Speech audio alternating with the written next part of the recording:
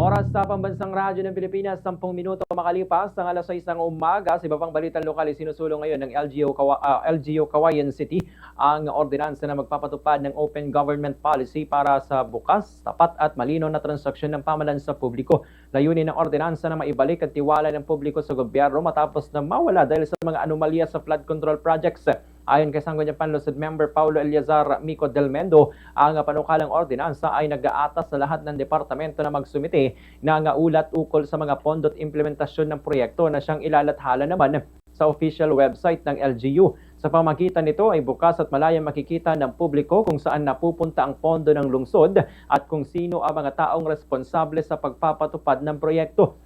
Maliban sa pondo ay punteriya ring maisa publiko na ang proseso mula sa pag-aproba, pagproseso at paglalabas ng pondo, implementasyon hanggang sa mga taong nasa likod ng bawat proyekto.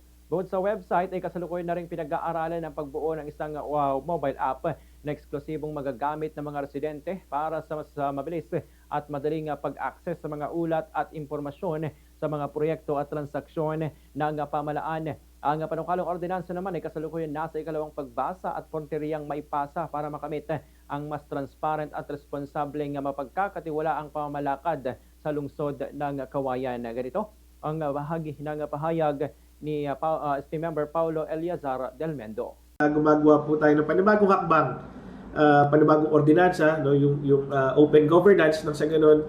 Isa po itong paraan para maging transparent lahat ng government transactions, lahat po dito ay ma-access ng public, no? So kinakailangan talaga lahat po tayo ay aware sa mga nangyayari, sa mga kung saan napupunta ang pondo, kung saan ginagamit yung ating yung fund na talagang nararapat lang na ito po ay ipaalam sa taong bayan dahil ito po ay pera ng taong bayan.